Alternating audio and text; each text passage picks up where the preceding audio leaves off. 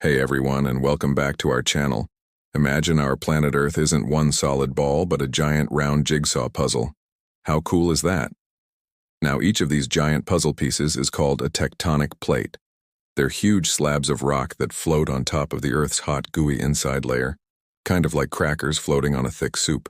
These plates are always moving, but super slowly, about as fast as your fingernails grow. So you have these massive puzzle pieces constantly, but very slowly, drifting around. What happens when they bump into each other? Well, sometimes they gently slide past one another. Other times they might push directly against each other, like two people in a hallway trying to get by, and sometimes one plate might even slide underneath another one. For a long time, these plates can be stuck. Imagine you're trying to push a really heavy box across the floor. At first, it doesn't move, right? You push and push, building up pressure. The edges of the tectonic plates get locked together and all this energy starts to build up, like a stretched rubber band. The ground is holding all this tension, just waiting for something to give. Then, all of a sudden, snap. The plates suddenly break free and slip past each other. That heavy box you were pushing suddenly lurches forward. This sudden release of all that stored up energy sends out massive waves of energy through the ground. And those waves are what we feel as an earthquake. It's like dropping a big rock in a pond. You see the ripples spread out from where the rock hit the water, right? An earthquake is just like that, but the ripples are powerful energy waves shaking the ground. The spot deep underground where the rock first breaks is called the focus. And the point directly above it on the surface of the Earth is called the epicenter. That's usually where the shaking is the strongest. The farther away you are from the epicenter, the weaker the shaking feels. Just like how the ripples in the pond get smaller the farther they travel. Now, scientists have a special way to measure how strong an earthquake is. They use something called the Richter scale. It's a scale that goes from 1 and up. An earthquake that's a 1 or 2 on the scale is so tiny, you probably wouldn't even feel it.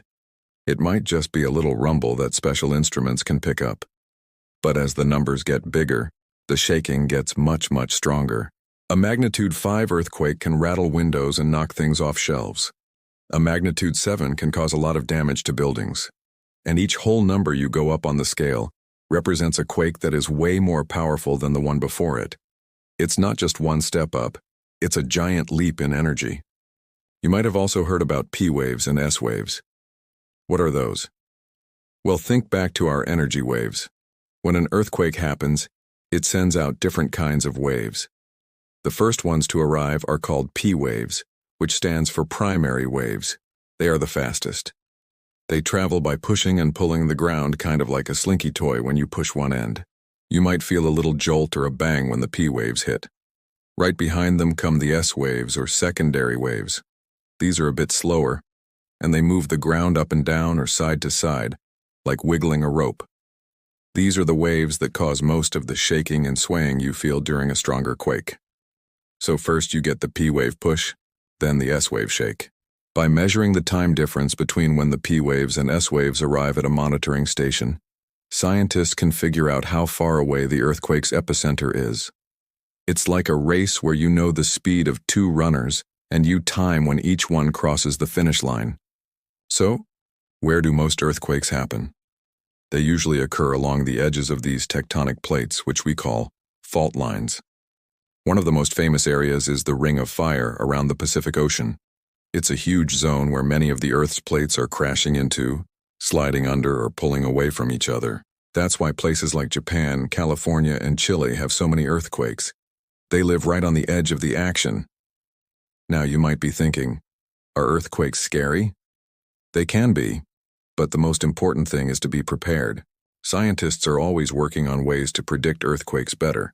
But for now, the best thing we can do is build strong, safe buildings that can withstand the shaking.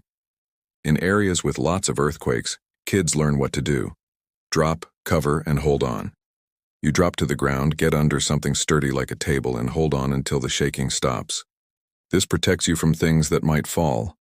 It's amazing to think that all this is happening right under our feet. Our planet is alive and constantly changing.